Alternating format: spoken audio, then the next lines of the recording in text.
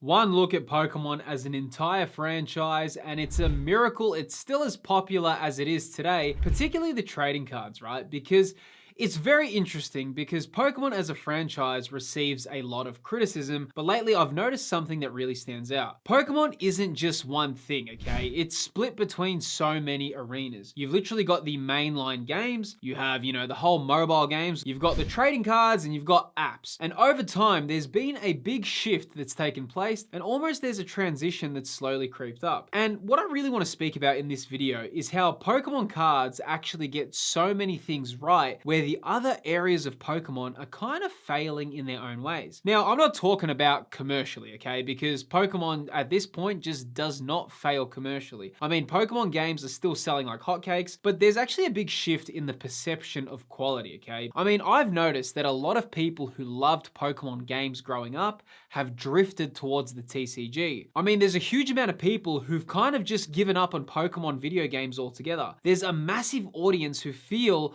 the Pokemon games have little to no effort and they've lost their way entirely. But it's really confusing right now because a lot of these fans who've given up on the games, they still love Pokemon, but that huge passion that was once there with the video games, even though they can't find that same dedication, they're kind of finding that with Pokemon cards. I mean, look at the recent Pokemon Legends ZA game. The criticism has been literally brutal, okay? And I'm not just talking about casual nitpicking. People are dissecting everything about this game. The textures, the animations, the fact that the game has such little effort placed in it. You see, when it comes to Pokemon games, it just feels like they continue to make games at half strength. And like the community is super aware of this. And Pokemon games may sell very well, but it's just been accepted that they lack soul, and everyone just knows that, hey, Pokemon games are almost like at mid-strength at best. But here's the thing where it gets very interesting. When you move over to the TCG, the tone completely changes. Sure, Pokemon cards get their fair share of criticism.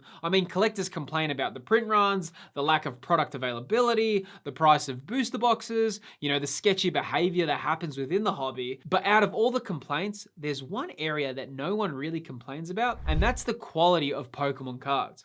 Pokemon cards are made with the absolute soul, and it feels reminiscent of how Pokemon games used to be made. I mean, when it came to early Pokemon video games, they literally made everything to perfection. Pokemon used to lead the world with their video games, and Pokemon cards still capture that same magic and that same level of commitment that a lot of fans are used to seeing with Pokemon. In fact, I'd actually argue that the only area of Pokemon that still feels like there's pure commitment and dedication beyond profit is with Pokemon cards. I mean, you've got artists like Shinji Kando creating masterpieces, to Komiya creating buzz with his amazing psychedelic artworks, to having illustration rares that look like modern day art pieces, and then the introduction of special illustration rares which have just made Pokemon cards become so iconic. I mean, Pokemon cards do one thing really right, and that is the fact that they actually still care about quality. And what really fascinates me about all of this, okay, is that it's the same company and the same brand, yet one side, which is the video games, is constantly being called out for lacking passion, while the other side, which is the TCG, are consistently delivering creativity and high quality. And honestly, this video is coming from someone who is a huge fan of the Pokemon video games.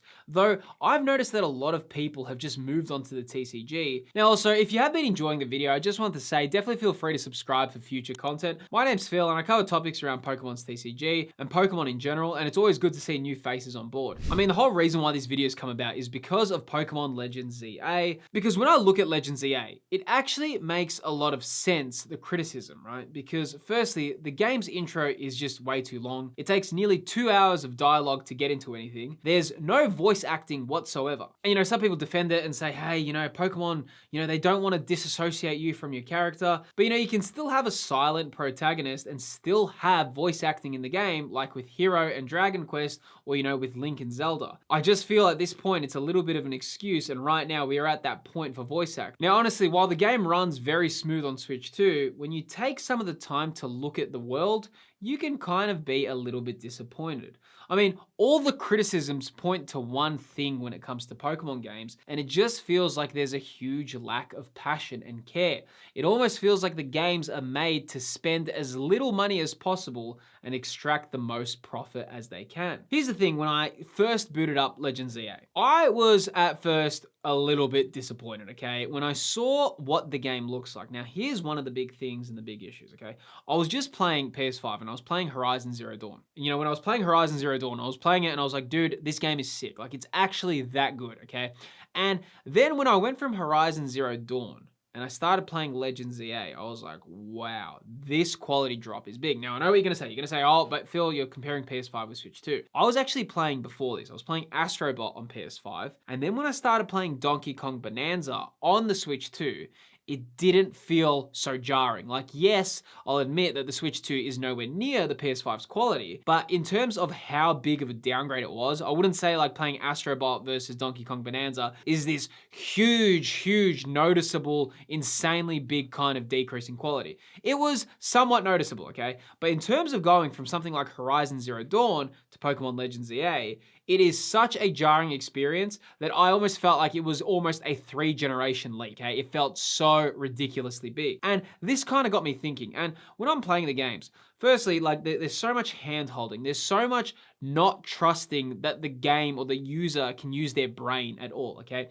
It feels like, it doesn't let you like fill in any of the pieces. It's like you need to talk to this person, then move to the next part in the thing, talk to the next person, and then when you're done there, just move to the place in the map and talk to that person, and there is nothing else you need to do. There was a bit of frustration. Now, one thing I do have to say about Legends EA that I have liked is the gameplay is pretty fun. You know, the gameplay actually doesn't have that much issues in terms of, you know, the battling and all that. You will be able to sink a few hours in it, and you will definitely enjoy it if you like Pokemon games. Though I think there is a lot of genuine criticisms about the game that, you know, people need to discuss. And the dichotomy between the games and the TCG is so big, dude. It is, when I see the quality that the TCG puts in versus the quality of the video games, it's just so jarring because you get this kind of experience where you're like, wow, wait, Pokemon still cares so much. And that magic that, you know, a lot of us who played the games as kids and we still love the games, we're trying to find that same passion in the video games. And every new release, I always do the same thing.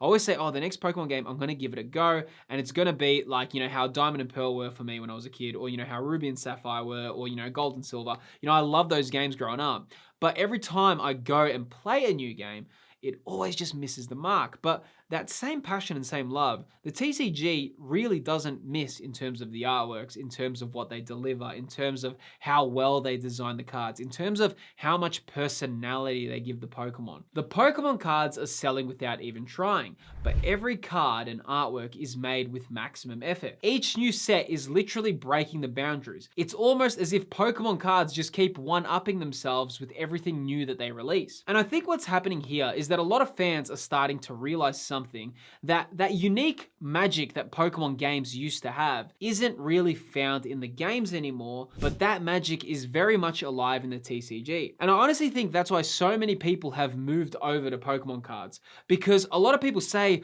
oh, it's because of the money and that's why people like Pokemon cards.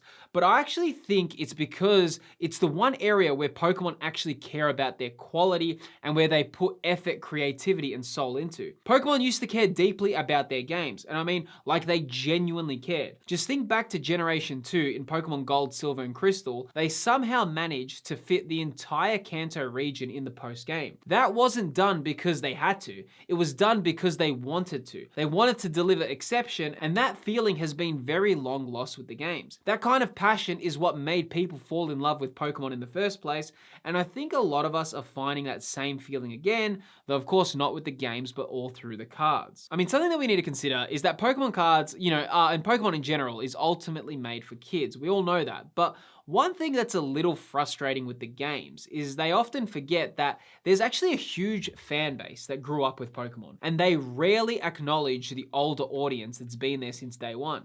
I mean, when you look at other franchises like Zelda and Mario, even though they know there's a huge audience that's still younger, they still cater to both. But you know, the Pokemon TCG feels vastly different. They know the audience has grown up, and instead of like dumbing things down, they've actually elevated the experience through, very detailed artworks, okay? Like, the Moltres special illustration rare from Destined Rivals, or, even the Lost Origin Giratina, or even Moonbryon. They're genuine pieces of art. They carry, mood, detail, and storytelling that resonates with people who've loved the franchise for decades. I really noticed that the games, they actually don't even like to make the Pokemon that expressive anymore. They actually just keep every Pokemon exactly how you would imagine the Pokemon is just how it's going to be in the game. It never has anything memorable, or a Pokemon never is really seen out of its kind of place. But the TCG experiments with Pokemon designs. Like, look at the Giratina from Crown Zenith, right? When you look at that artwork, that feels so foreign to what Giratina would look like in a video game. It just feels like they've experimented. Or, even with illustration rares and how you see Pokemon in their own environments, like Blastoise underwater, you don't really see that in the games. It almost feels like the Pokemon can only exist in this little ecosystem and it can never kind of be removed from that. And I think that's why so many older fans are really loving the TCG, because when you look at the artworks, you're like, oh wow, there's so much more storytelling that's happening with just these pictures of Pokemon. So, I think Legends EA has just opened up so much kind of discussion points about Pokemon as a whole. And I kind of feel while playing it, I had a bit of an aha moment where I realized, like, wait, the reason why, there's so many, like, people over the age of 30 collecting the TCG, while everyone says it's all about the money, I don't know if it's just that. I actually feel it's because it's the one area where Pokemon is actually feeling like they're excelling. It doesn't feel like they're giving you bare bones. In fact, I feel the TCG is the one area where I just get so reminiscent of Pokemon giving it their all. I just feel like the trading cards is where Pokemon is like, they're always trying to one up like from what they did before. The games never feel like that. In fact, sometimes you can play Legends EA and you can look at Legends Arceus and say, wow, there's so many kind of themes from Legends Arceus that they missed out with Legends EA, like not including the link cable to trade. Like, it feels like they've kind of regressed with a new game. But the TCG, it's so rare for them to do that. I mean, when you look at Sword and Shield, no one thought that they'd be able to top Sword and Shield, and then the Scarlet and Violet era came through and it just like literally topped it and excelled far beyond what anyone thought. And now we're entering this Mega Evolution era for Pokemon cards, and so many people are just curious to see what's next, and people are so excited for Generation 10 because, like I said, the games actually get criticized by things of like lack of care and, not putting in enough effort and giving you bare bones, whereas the TCG never ever gets those complaints. Pokemon cards are just so important because they are one of the key areas where I think the franchise is still excelling. Though with all that said, there is a lot of questions relating how to collect Pokemon cards currently because they are quite expensive. And if you are interested in that, I do a very detailed explanation in this video here.